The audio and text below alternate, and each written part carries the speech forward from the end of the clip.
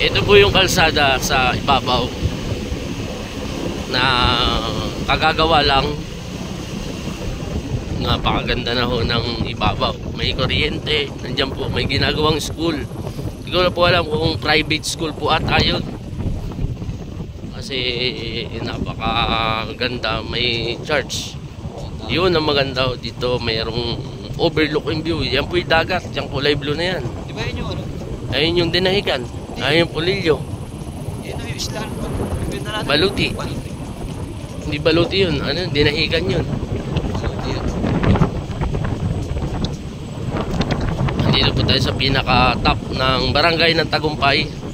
Tinignan po natin yung 1.5 hectare sa area. Nag-site visit po tayo today, Sunday. At yan ho, yung ating natututukan na kulay blue, kaya dikit ng langit, yan po yung dagat. Yan ho ang dagat ng Real Quezon, Infanta Quezon, papunta ng hanggang Pulilyo, Quezon. Ito ho yung barangay ng Tagumpay kung tawagin. At dito maglalagay ng windmill. Yung mga itatayong windmill sa Real Quezon. Oh, ganda ng view doon. Mamaya papakita namin yung view na meron tayo dito. Pagkita na yung kalsada ay yung pong dito sa umbarn na to sa baba-baba.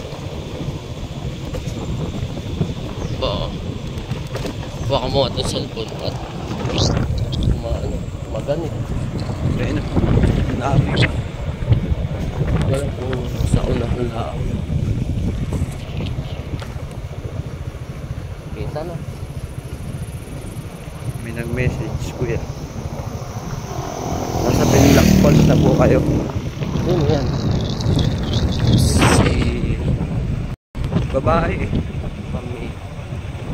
Vibers, may pakares. Oh.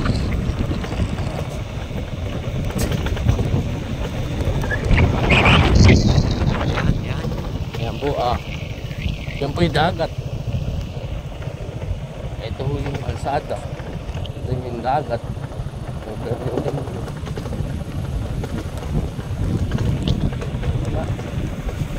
Maganda.